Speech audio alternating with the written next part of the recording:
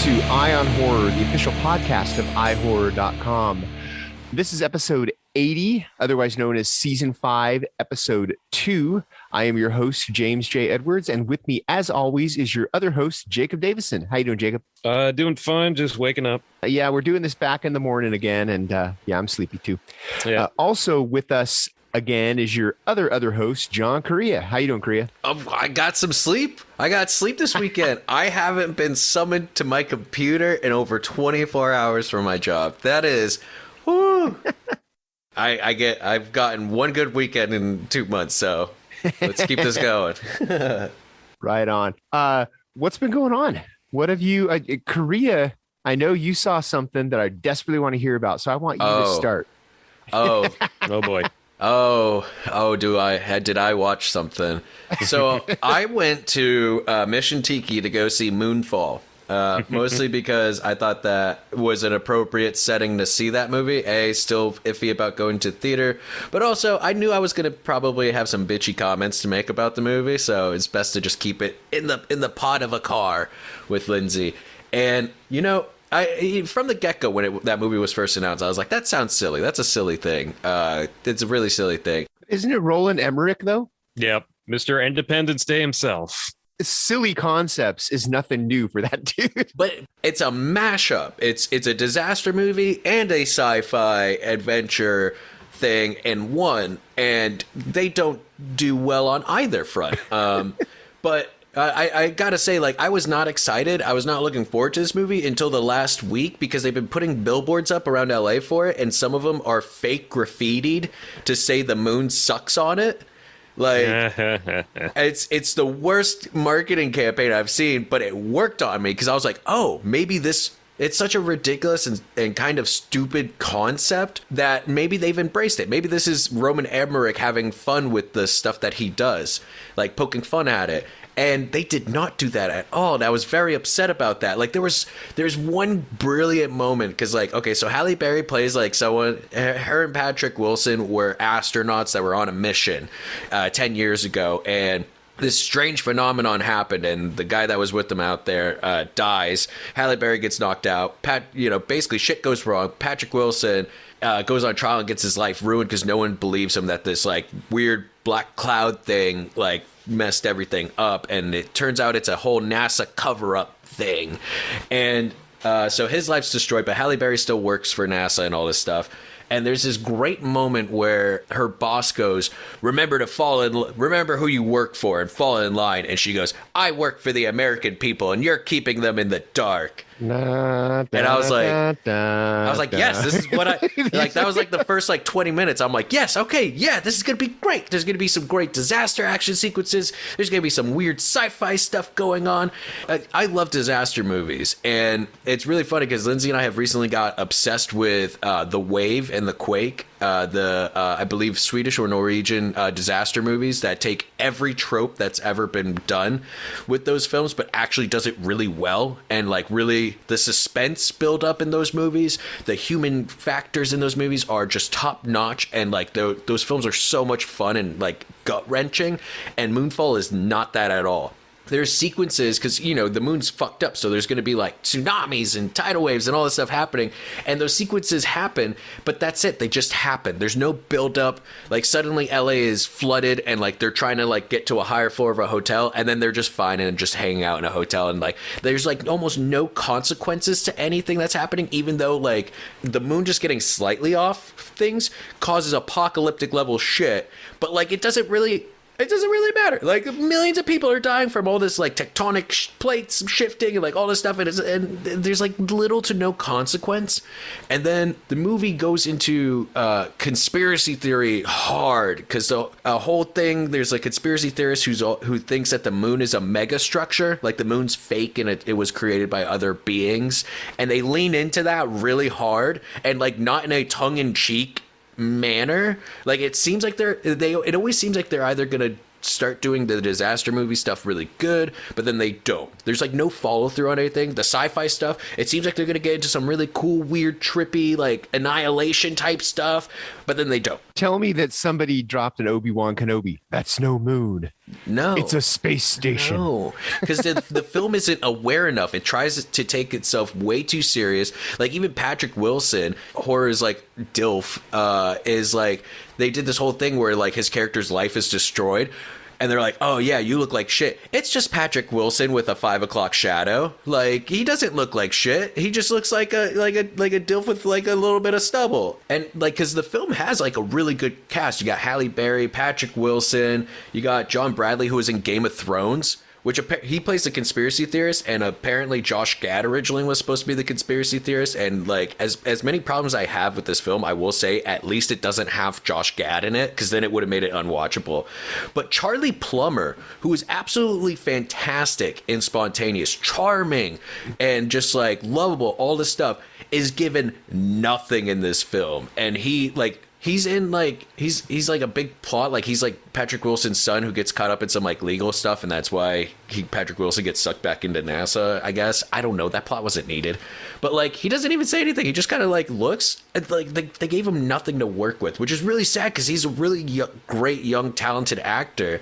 And God, it's just, there's so much missed opportunity. This could have been such a fun, silly, just like romp of a thing, and just like nothing really works. One last thing I'm going to complain about with this film is they get Donald Sutherland in it. And, you know, it's Donald fucking Sutherland, man. So what do? He plays like a guy who works at NASA who's like the cover-up guy. This is the guy that is why there's conspiracy theories, because he's the one covering up all the shit. Like, they knew something weird was going on in the moon, and he covered it up.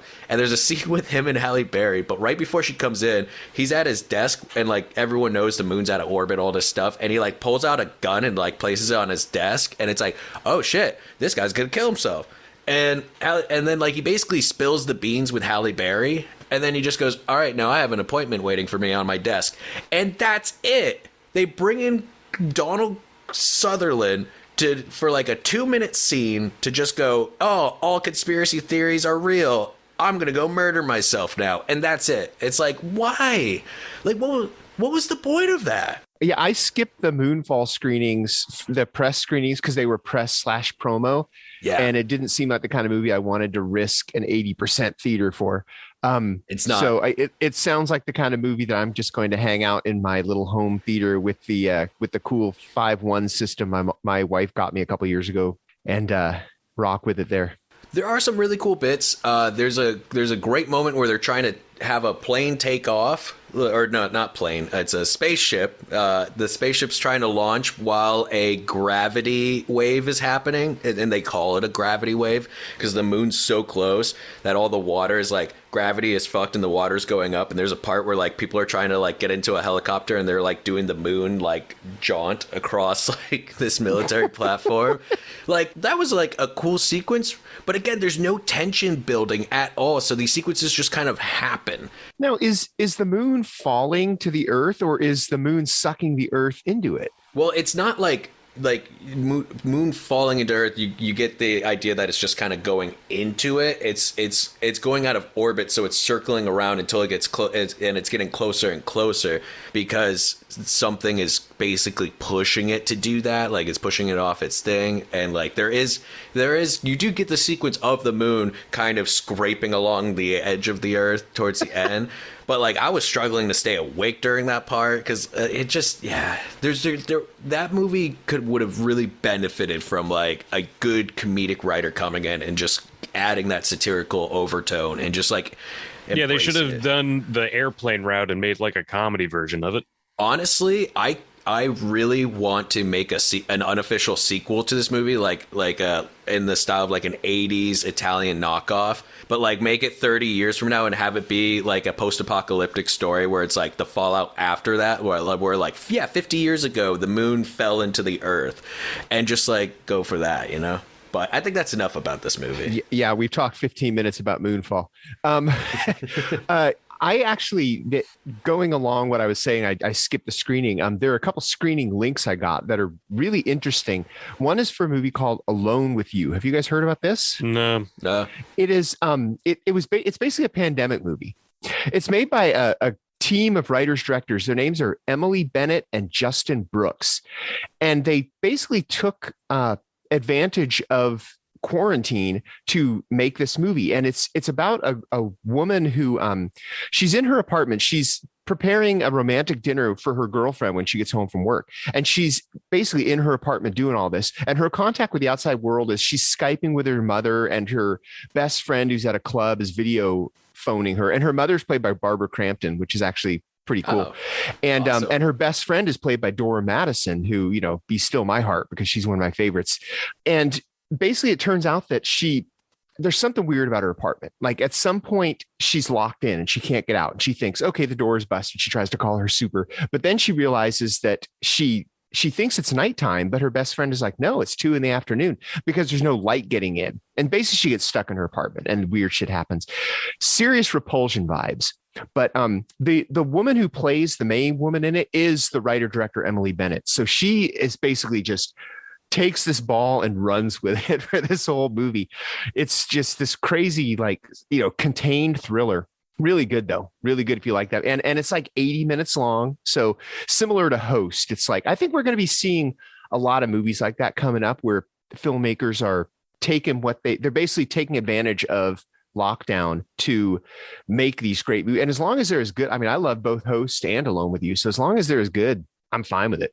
You know, I'm surprised we're not seeing like a huge slew of them, because we're at the 2-year mark at least, you know. So I was expecting more movies like Host that we haven't gotten. You know, where it's like all film, you know, kind of like what were those, Dark Web, Unfriended. Unfriended. Yeah. I was expecting more movies like that. And we haven't gotten them. That's interesting. No. But another one I saw is called The Other Me. And this one's not really a horror movie, but it's like a mystery. And it was executive produced by David Lynch, but it's a Georgian movie. It's in English though. It's so, you know, it's not, it doesn't feel like a foreign movie. And it's about an architect who's losing his sight. So he's coping with losing his sight, and his wife is working 2 jobs to, you know, support him while he loses his sight, because he's an architect, he can't draw.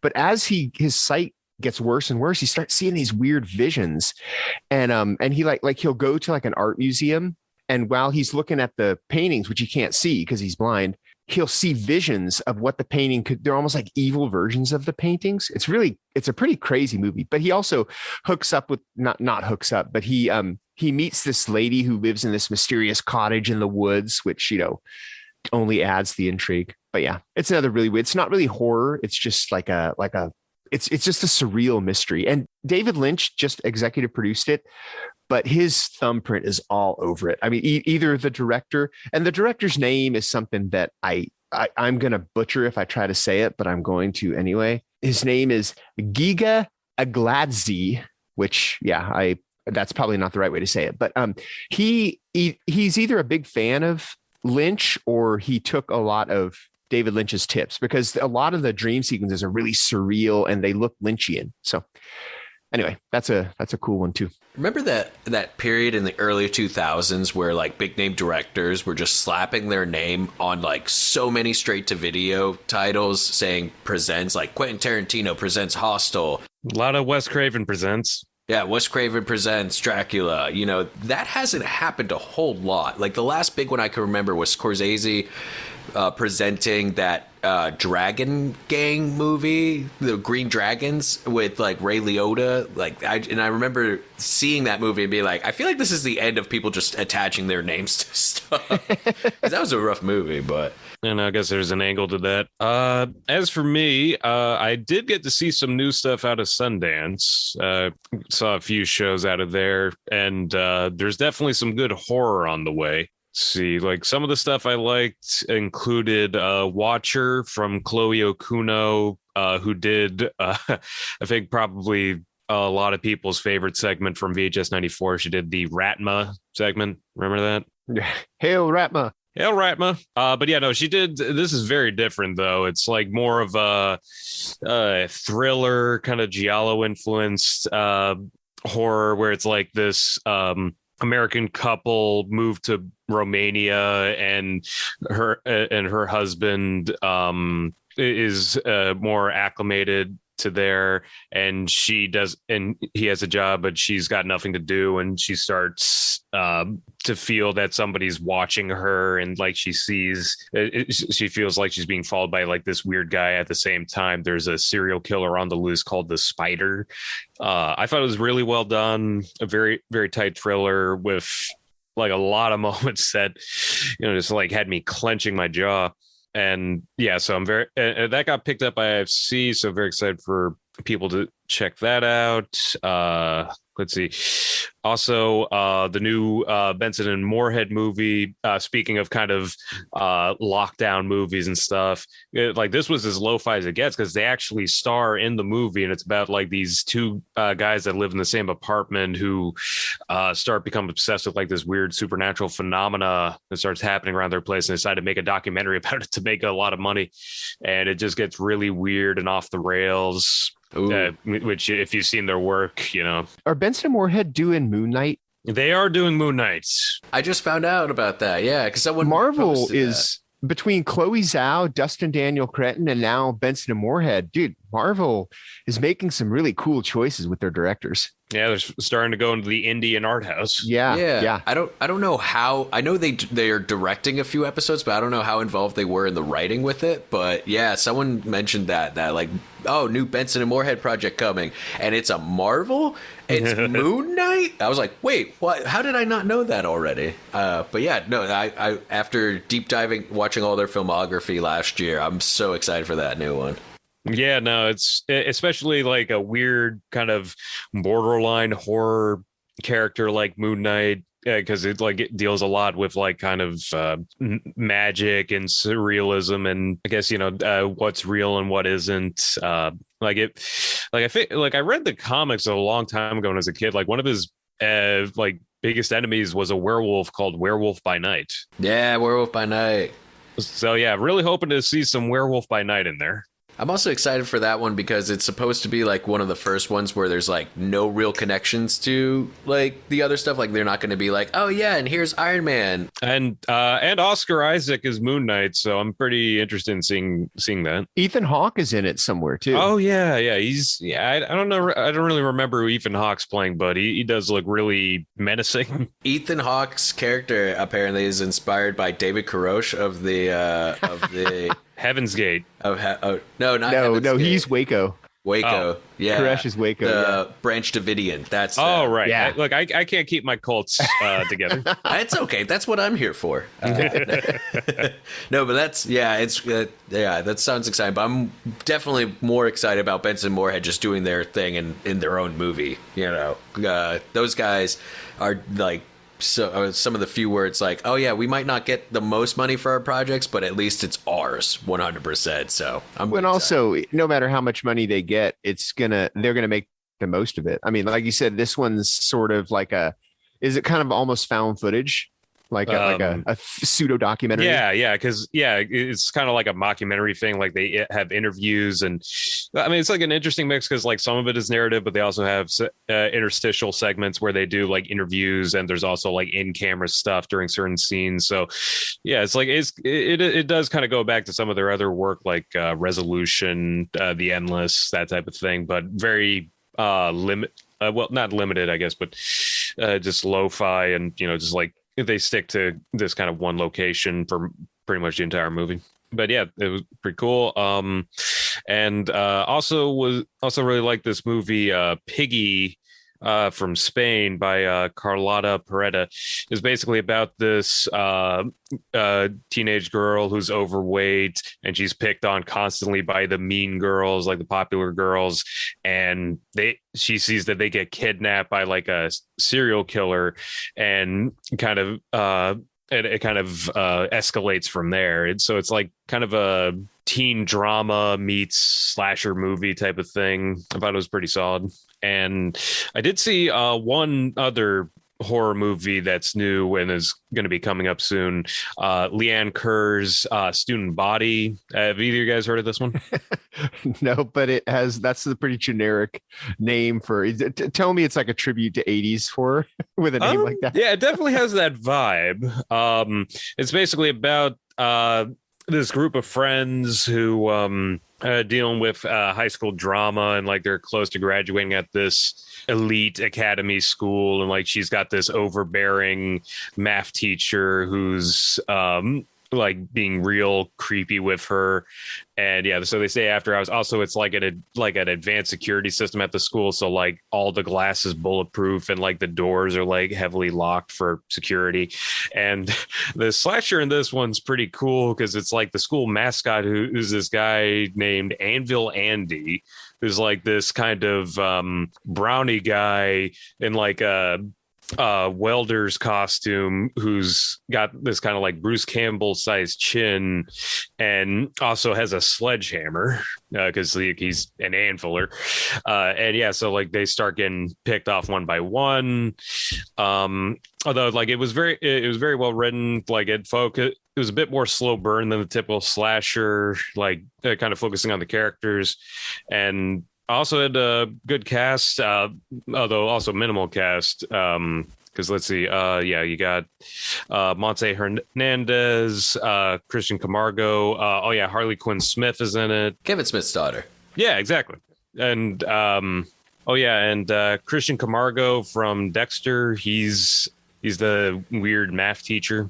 So, yeah, I mean, it did remind me a bit of like those kind of old school 80s slashers, especially the kind that were like, okay, we've got a location and a bunch of kids and a killer in a costume. Let's roll. Let's do this. Yeah. Slaughter high. Yes. Just something about schools. It's a stomping ground for slashers.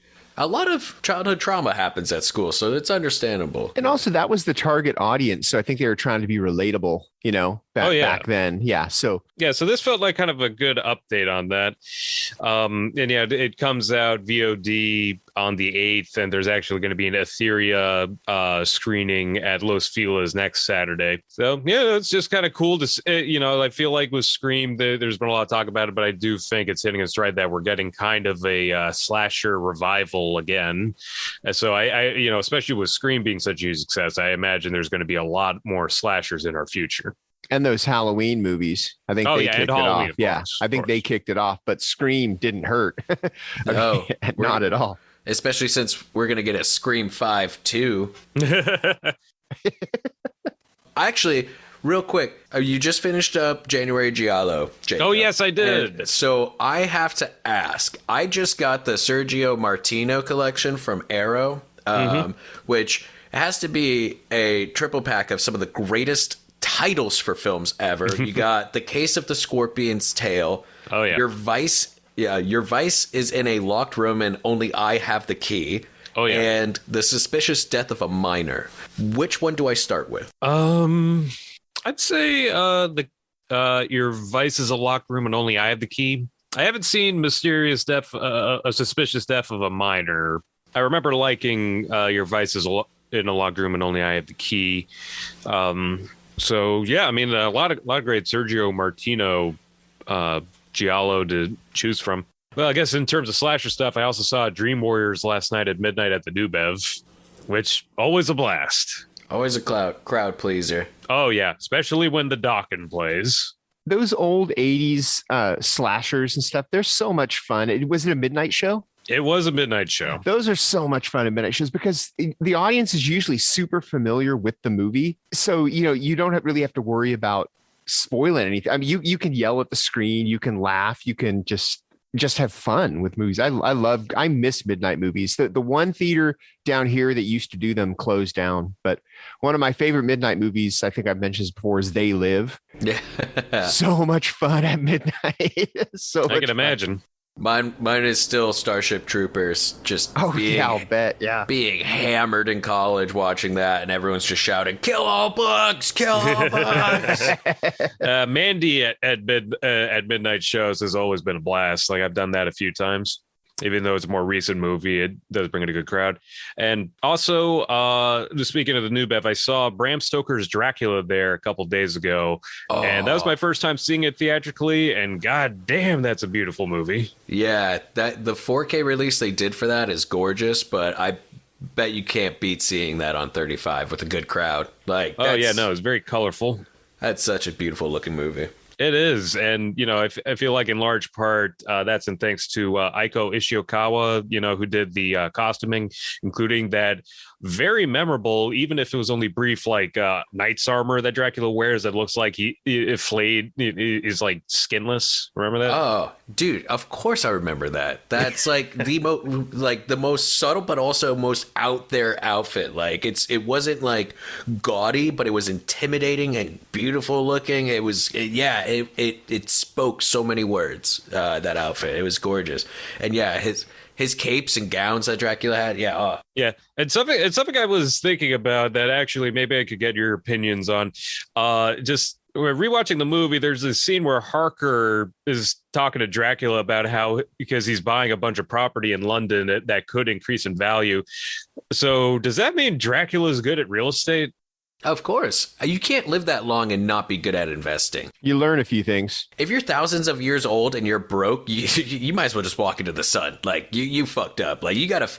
I mean, come on. Even in Highlander, he was good at investing in, like, property and stuff. And, like, finagling, like, the whole, like, taking on of orphan identities and whatnot. Like, you gotta figure out some form of long-term income goals. Like, I mean...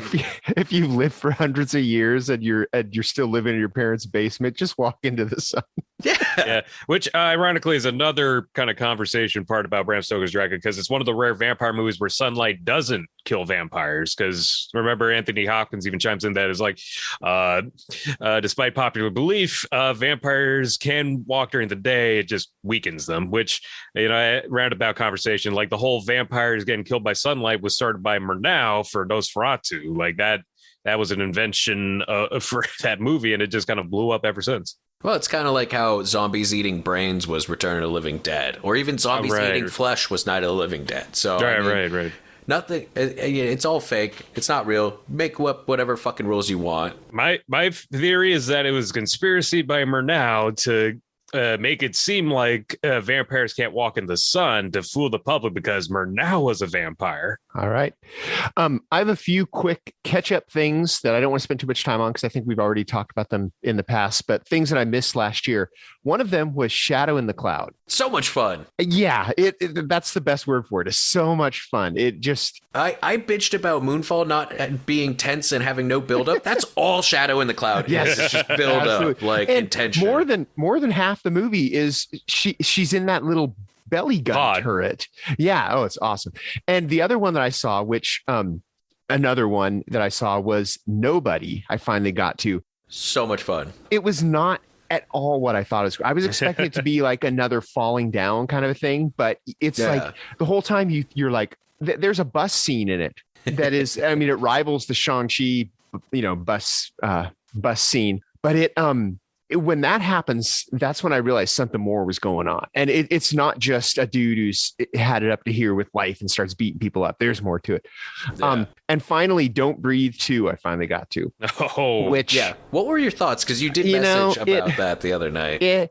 I had a lot of trouble, like most everybody else, having Mr. Turkey Baster, seeing him as a hero. That was my biggest problem with it. I'm like, wait, so we're supposed to like this guy now? And that's the thing, is that they kind of try to be like, he's not a hero, but in this scenario, he kind of, in this one specific moment, he is. But that's because they go so far out of the way to be like, but the people, he's bad, but the people that he's facing are, kidnapping, human trafficking pedos that also do this. And they killed his dog. And they killed his dog. So, that's something that deserves to be spoiled in any movie if a dog dies. And yes, his dog dies. But, it's so weird because, that the Don't Breathe was so much, it was so good.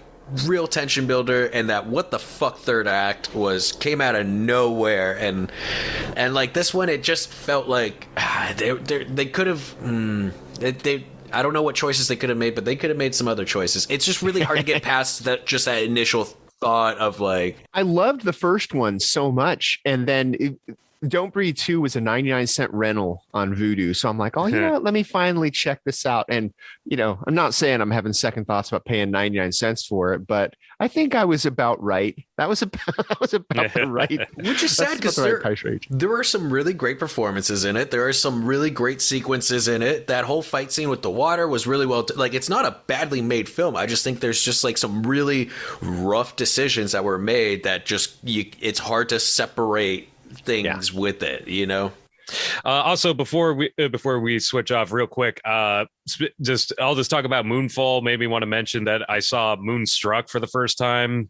Yes, that was a lot of fun. The Cher movie? Yeah, Cher and Nicolas Cage, the rom-com. They played at my theater. I watched it. Now that's a great moon movie. That's a fantastic movie. Like that's just a lot of fun. No need to come up with like, oh, you know, it was playing at my theater. No, dude, embrace it. That's a great movie. Cher. Nicolas Cage has got one hand. What hand? What about Nightmare Alley? Oh yes, and also I saw the black and white version of Nightmare Alley that was re-released, and we actually had Guillermo del Toro at the theater the entire weekend last weekend. Like, he was going for it. Like, that's the first time I've ever seen a director come for 3 Q&As in a row nightly.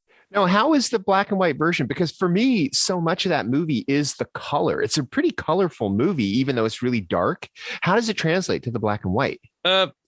Personally, I thought it added to kind of the noir themes because, you know, it made it feel more period and of the time it was set. A lot of it's even subtitled the re-release as A Vision of Light and Darkness, and it delivers on that. Particularly like the scenery kind of was enhanced with the black and white imagery, you know, just like if there's fire, just kind of glows, and like blood just looks even darker. I mean, you know, I feel like it boils down to personal tastes. I mean, you know, just seeing it in black and white again, you know, just kind of gave it more the noir aesthetic. Also, I just love that Del Toro referred to the black and white version and the color version, the black and white version, as the Betty and Veronica cuts. I love it. So yeah, I mean, if you want to see Nightmare Alley again, and also I caught on a way more foreshadowing and stuff the second time around, look for the circles. I'd recommend, you know, seeing either the color version first, then the black and white, or if you want the black and white version, then the color version. I'm definitely going to be watching that tonight because it just hit HBO Max and Hulu the last week. So have you not seen it yet? No, because it's been. Oh. I'm telling you that line only in theaters for the last few months has been like kind of a slap in the face in some cases. But have fun! Nightmare Alley is terrific. Oh, I can't. Yeah, I loved it. I hope the home release has both versions of it because I do love that when they do that. You know, it works really well with a lot of movies. I thought with Mad Max Fury Road, and I think the ultimate, you know, movie being enhanced by being in black and white was The Mist. You know, because that was a good one. It not only covered up a lot of the rough CGI, but it also like really added to a whole different feel to it. Like if it originally felt like a really good 60s sci-fi horror, if really the Night of the Living Dead vibe. Yeah, it had a really good like 1950s with like them type of feel when it was in black and white. So I still haven't watched the black and white Logan version, but I don't feel like that needed that. Let's move on to our topic, a little behind schedule. Because Valentine's Day is coming up, we're going to talk about couples in horror movies, but not just any couples. We want to talk about the ones where you're like, why are you together? The toxic couples. Yeah, this is an episode on gaslighting. Not necessarily gaslighting, but just toxicity, and, you know, kind of like in almost all the cases, the female is for lack of a better word, the victim, the one who's being mistreated. So it's kind of the good for her episode that we've got here. Depends on the movie. Depends. Yeah. I swear to God, if you try to make a case that Midsommar is a good for her movie, because it is not a good for her movie. That's what I'm bringing up first, though. For me, the first thing I thought of when we thought these toxic couples, it is Midsommar, because Danny and Kristen, first of all, those two, she should have kicked him to the curb before they even left, but then we wouldn't have had a movie, so no big deal. But even when they were still in America, he was such a dick. You know, the fact that he was going to leave her out of this trip, the fact that that all of his friends are like, dude, dump her. I mean, it's like, and then they get there and he's just, you can tell he's not into the relationship. So he should have stopped it before they left. But I mean, like, and his friends weren't wrong, but like, you know, wrong with the motivations for it. But like, yeah, he should have left her because he was not there to give the support that any relationship would deserve, let alone one where such a traumatic event happened. Have you seen the director's cut? You've seen it, right, Correia? Of course. Yeah. Have you seen it, Jacob? The director's cut. There's really, the thing is, I love the director's cut. I think it's better than the 2.5 hour version of the movie. The 3 hours better, but it is there's really only like 2 extra scenes, and then the rest of it is just glacial pacing, which works in a movie like Midsommar. But one of the scenes, it does explain a little bit more about why. For lack of a better word, of why Christian's being such a dick to her, or you know, it basically, one of the scenes is a conversation between the two of them that explains a lot more of the movie. So it makes more sense. And he is just a royal dick. Oh, yeah. He's just a dick. And I'm not saying that, you know, I'm not saying that Danny was innocent. I think she was caught up in grief at the, you know, and that's what leads us to the climax of that movie and her choices in the climax of that movie. Oh, yeah. But it's not a good for her movie. But if he was a little nicer to her, it would have been a different ending, I think. I don't know. Well, I mean, the whole thing is like she's being inducted into a cult. Yeah. But she got to make a choice at the end that didn't work out well for Christian. Right. And if he wasn't as such a dick, she might have made a different choice. Now, I know we're going to talk a lot about like relationships between people who are a couple with this, but one that I want to bring up of a toxic one. Do you guys remember The Lodge, the Hammer movie that came out a few years ago? Yeah. No, I don't think I'm not sure if I saw that one. The one that they're stuck in the snow. Yeah. Oh wait, yeah, actually I did see that one by the guys that did that other one, that Mother movie. It's got Riley Coe in it. Elvis Presley's granddaughter, which is a fun fact I learned recently. I was gonna say Riley Keough is Elvis's granddaughter. Yeah, dude, she's Is Riley Keough?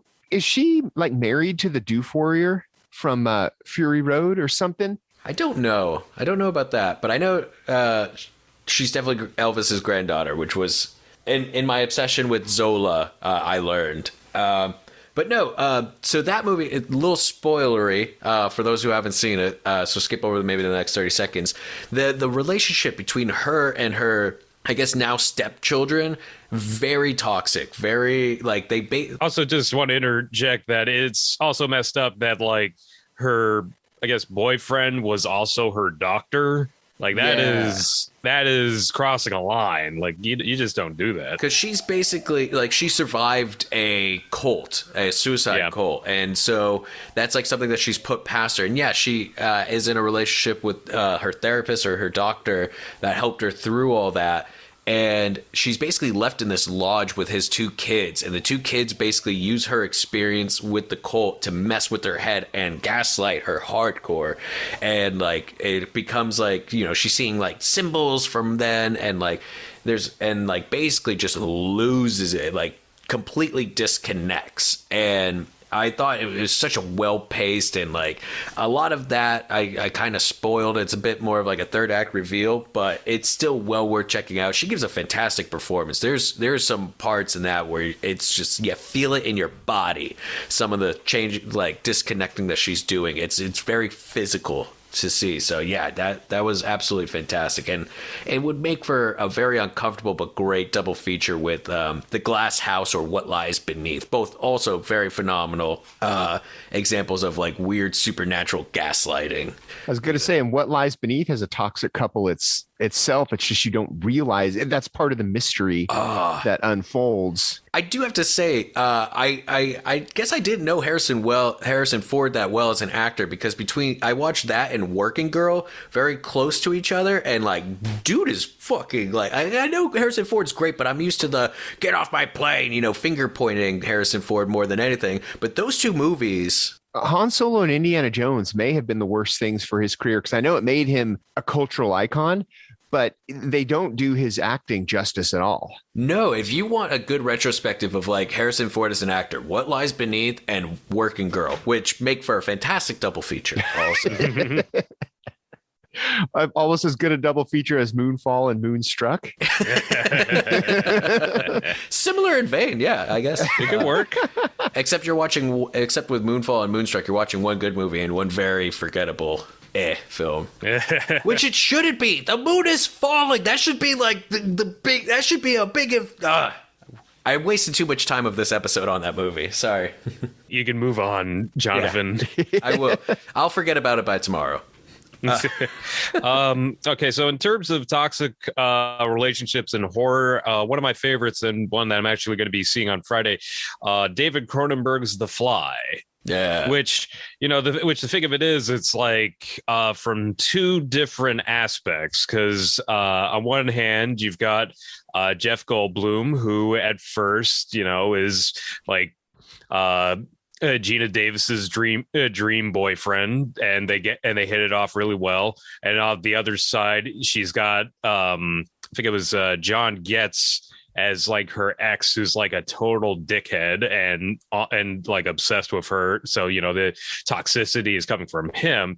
But after the transformation, and like Jeff Goldblum starts flying out, and starts kind of pushing Gina Davis away, like that relationship becomes really toxic, especially when he wants to transport with her, which is like a great, I don't know if it was an intentional metaphor, but for like addiction and whatnot, on like what something that someone is obsessed with, because he could have tried to like correct what was happening to himself much early on in the film, but he wasn't really doing that. He was obsessed with what was going on, so that obsession kind of became like an addiction, and seeing like the transformation and like documenting it and all that. And so I feel like there is a bit of like a metaphor, or at least that theme of like alcoholism destroying a relationship, and how it can turn someone who is, I mean, you say Jeff Goldblum is her dream boy. I mean, come on, we all saw him shirtless early on in that movie, and then he was everyone's streaming that.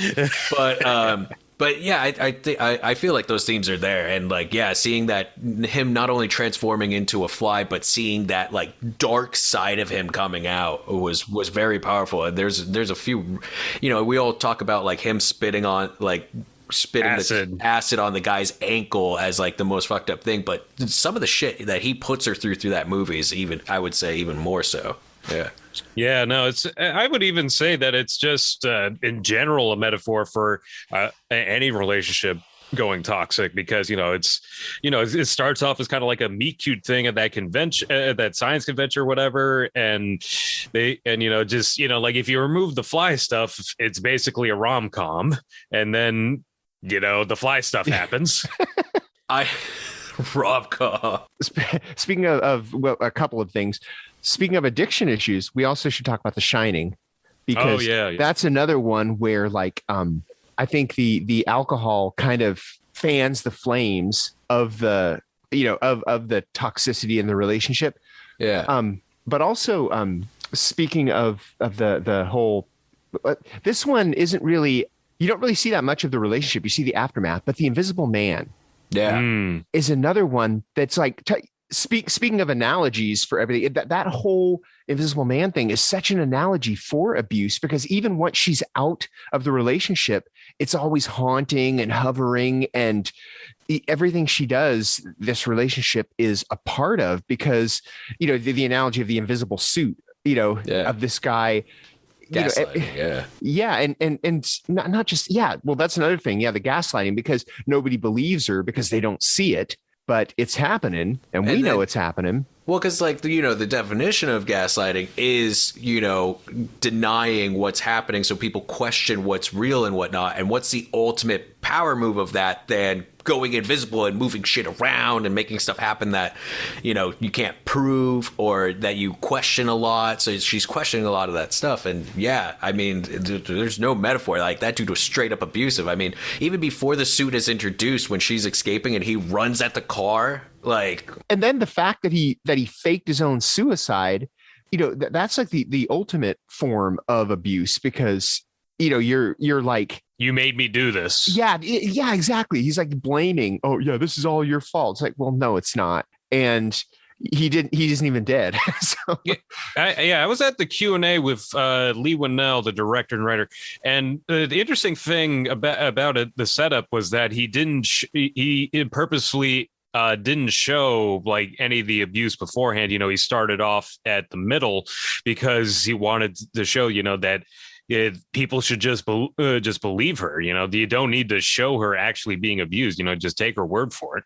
Doesn't she leave him in the first scene? Exactly. It starts off with her trying to escape, and he said he didn't felt the need to set it up, like show him hitting her or anything like that before that. Just show that she's in a abusive relationship, so toxic that she's willing to like do a great escape in the middle of the night. Like, you don't need to actually see it to get that it's come to that point. Right, because I mean, we've seen like Sleeping with the Enemy and stuff where that's the third act, that's the climax, is the escape. But with this one, it's like you said, it's less about the abuse and getting people to believe her, because she's saying like, no, these things happen. It's like, oh well, he was such a nice guy when we had dinner with him the other night. And then we see a dinner scene where he's not a nice guy. Who could forget that scene? Jumping back to The Shining, that one is like, that's another one sort of like the Danny and Christian thing. That relationship should have been over long before they got to the Overlook. And I think I think those two were staying together because they had a kid. You always see, stick together for the kids.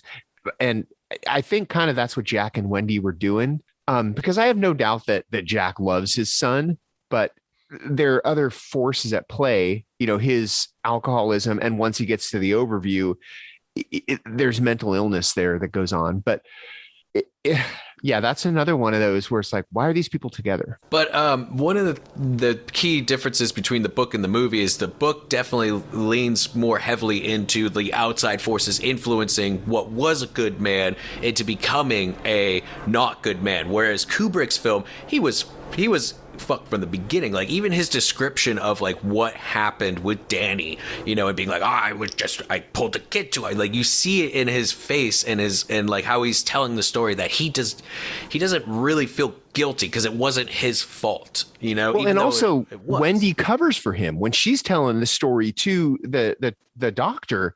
So, and that just tells you all you need to know about that. It's like she would defend her husband before she defend her kid. Mm-hmm. Yeah, like that whole scene where she's talking to that nurse about like the time he like wrenched his arm, and like she justifies it, or she like kind of tries to justify it for herself. Now, I have one that I've been thinking about all morning, and that before we started recording, and that's Let the Right One In, because that's a very interesting one, because it is portrayed and plays out like these two young folks, finding a loving relationship with each other, until you think more about who her Renfield was, the man with her. Because at first, the old guy, he's kind of presented as like her father and taking care of her, and like, because the whole premise of the film is that she's a vampire, but she's a young woman who's like 12, but she's been around for hundreds of years, and so it wasn't really until towards the end that you realize that her handler, or her Renfield, her familiar, was actually probably someone who was at one point a young man who fell in love with her. And then you start to see, like, is this really a loving relationship, or is she just like manipulating this young man into being her next handler, her next person to go out and collect the blood, kill people and collect the blood for her? Like, even if there is that connection between them two. She is still manipulating the situation, still keeping it going. So there's like a lot of I don't know. What do you guys think about Let Me In? Because it follows the same pretty well. Well, I mean, it's been a while since I've seen it, but I guess it's all a matter of interpretation. Because, I mean, he definitely seems to genuinely care about her, but I guess, you know, with the vampire, it's harder to tell if it's a reciprocal. Well, it's kind of like when people bring up Twilight, and it's like, how many Bellas were there in the past? How many of these relationships had she, you know, gone through to keep surviving, you know? And I think even more so with Let the Right One In, that's a major aspect of it, is survival and using that.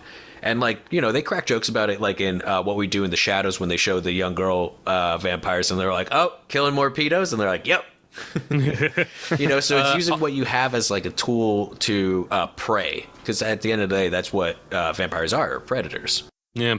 And speaking of vampires, I mentioned it earlier, but I wanted to bring it up here. You know, rewatching Bram Stoker's Dracula, you know, is interesting because I feel like Mina and Dracula are in a toxic relationship because, you know, in the Francis Ford Coppola version, there's kind of this added romantic subplot where he sees his former bride and princess in Mina, and he does this kind of set up to like kind of get her in his grasp by like kidnapping and holding her husband Jonathan Harker hostage while he like woos her, while at the same time like corrupting and drinking from her best friend Lucy.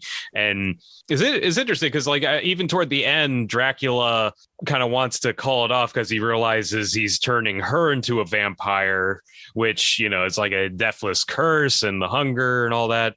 And Mina starts becoming lustful and hungry for him and accepts his blood. So yeah, it's like she was in a way more positive relationship with Harker than she was with the Count. And we all know how that kind of goes. And James brought it up earlier too, Shadow in the Cloud. As much, you know, that film is very much so, you know, gremlins in the sky on its base, but at the end of the day, it's also about toxic relations between her coworkers not believing her that there's these gremlins tearing the plane apart, to the fact that you find out later that the baby is actually one of the guys on the plane and was like, she had it and it was out of wedlock and all that jazz, and he's just kind of like denying all that. He's not accepting that his participation in that relationship, and there was just like a lot of gaslighting that was happening of people just not believing anything she was saying, leading to a lot of the tense and crazy moments of that movie. So, and not to mention, like, the 90s were just like great with thrillers that were like this. I mean, we got Sleeping with the Enemy, Fear with Marky Mark beating his chest, you know. I mean, there's so many good examples. Misery. Of course, we got to talk about Misery. Would you really call that a relationship, though?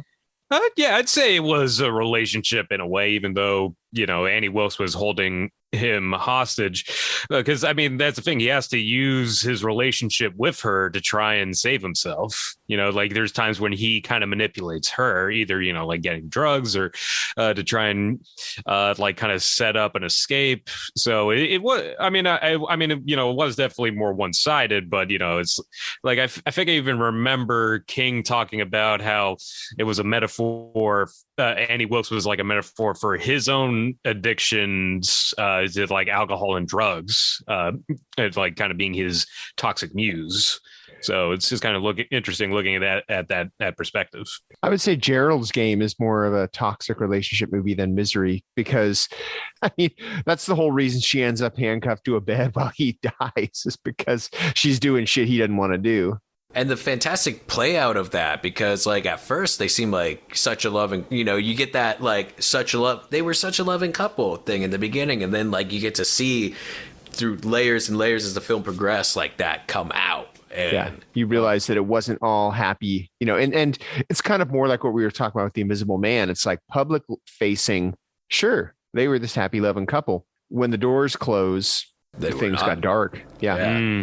Fantastic performances in that film. Like, holy shit. Yeah. Oh, yeah. No, definitely. Yeah. We are out of time here. So let us know what your favorite toxic relationships in horror are, and let us know what did we miss. I'm sure we did miss, because we talked so much at the beginning that we didn't have as long of a discussion as we wanted for this last part. But apologies. Well, hey, I'm the one to apologize because I have a hard out today. But let us know what your favorites are, and even ones that aren't toxic. Like, do you like Mallory and Mickey from Natural Born Killers? They were toxic to everybody. Yeah, that's problematic. Yeah. But that's true. That's more problematic. So let us know. Let us have it.